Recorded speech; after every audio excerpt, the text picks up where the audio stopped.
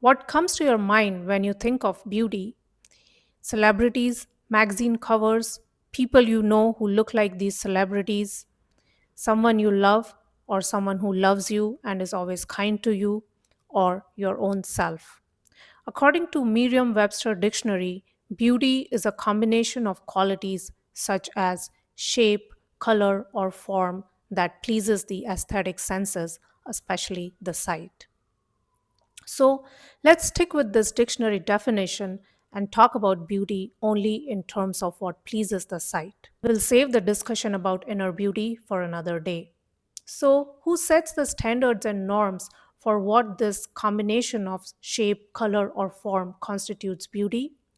These are mainly influenced by society and culture, media personalities, and what sells stuff.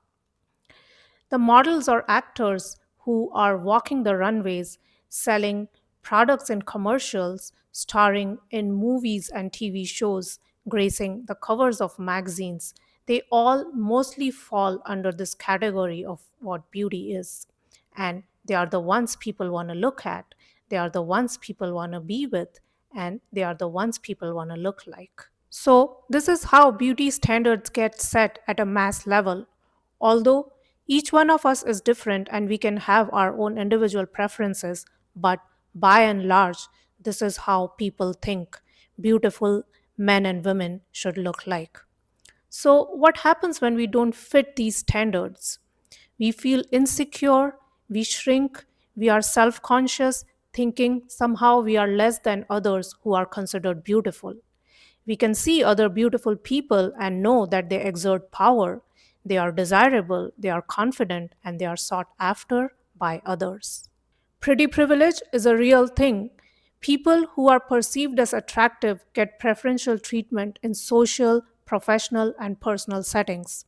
So, when we find ourselves on the other side, we feel dehumanized. This applies to both men and women, but it is more devastating to women's self esteem because whether we like it or not, appearance is still a major way women are judged. So, we try to change whatever we can to fit in to get approval. We try to change the way we look, hair, makeup, the way we dress. And it is not to bash these things. Makeup and dressing up can be fun, and we can use it in fun, creative ways to express ourselves and enhance our natural beauty. But when it is done to hide insecurities, it can become insidious. And it doesn't stop here, it can turn into obsessive behavior that we witness in today's influencer culture, where people become obsessed with their bodies and they try crazy things to conform to beauty standards like extreme diets, surgeries, pharmaceuticals. And this is not just limited to women who are trying to fit into these standards. It is widely prevalent in beauty circles as well.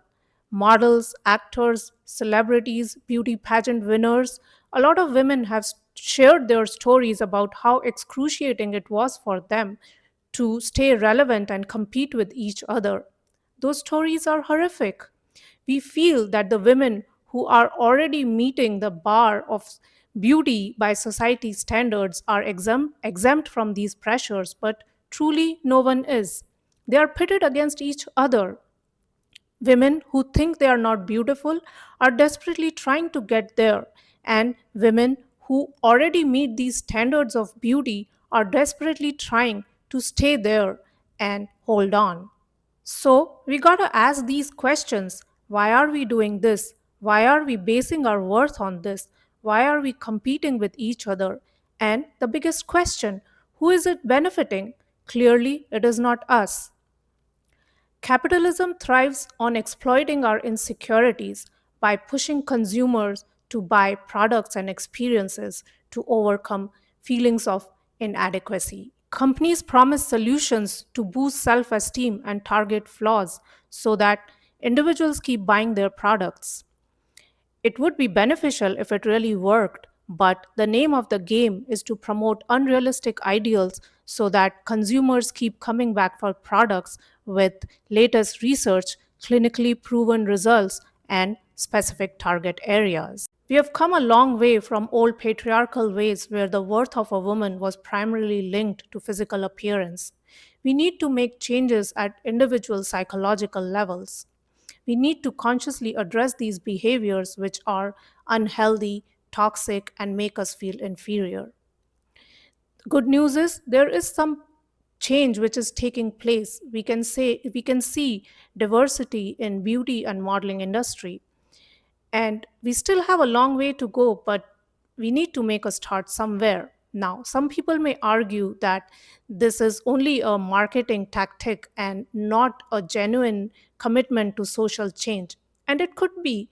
But if the message is positive and it fosters inclusivity and acceptance, then who cares? The companies have got to make a profit. If they do it by spreading positivity, then we'll take it. After all is said and done, the real change needs to be done at an individual level. Answer this question for yourself. Do you think you're beautiful? You may still want to dress up, put on makeup, and that is all right. When we are presentable, all of us feel more confident. But at your core, do you feel you're beautiful with the shape, color, form that you are? If you see someone like you on a billboard or in a movie, would you feel they are beautiful? This is where the real litmus test is. If on surface we keep talking about inclusivity and empowerment, but deep down we also feel that we need to change ourselves to fit in or we need to look different to be beautiful, then that means that we have bought into the mainstream notion of beauty as dictated by others. Until we accept ourselves as beautiful and others like us as beautiful, and we can applaud us and them, this adherence to beauty standards cannot change. We can still take care of our bodies by eating healthy and being a healthy weight, but this manic obsession about being a certain size, number, or color is dysfunctional. So start with yourself. That's where real change starts. I struggled with this for years and years, but when I heard other women's stories, I realized everyone is a victim of this. Women who do not meet these standards, as well as women who meet these standards. Heck, beauty queens are victims of this. They are under so much pressure and judgment, and they are supposed to be queens of beauty. So, drop out. You cannot win following other people's standards. They will keep changing. Accept yourself. It takes time, but it can be done. Play with makeup, play with dressing up. It's not about this or that. Use whatever you like. Love and accept yourself, and then find fun, creative ways to express yourself. Also, we want to be role models for kids around us by fostering body positivity. What kind of message will we send to the kids around us if we are feeling shameful about our own bodies? Also, always remember your looks may draw someone in, but your personality makes them stay.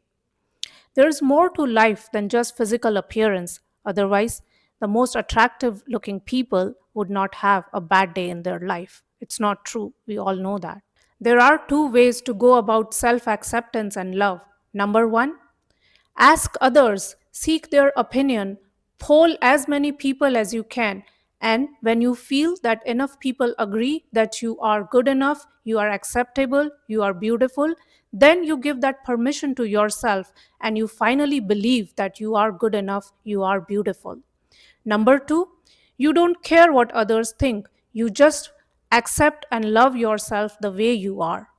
In that case, if others want to join you, they are more than welcome. But if they don't, then you don't care because you anyway love and accept yourself. So stop polling the world for what beauty standards you should fit in. Stop polling the world whether you're good enough or not. Just take the shortcut and love yourself. Be the beholder of your own beauty, and that will be enough. Thanks for watching. Bye.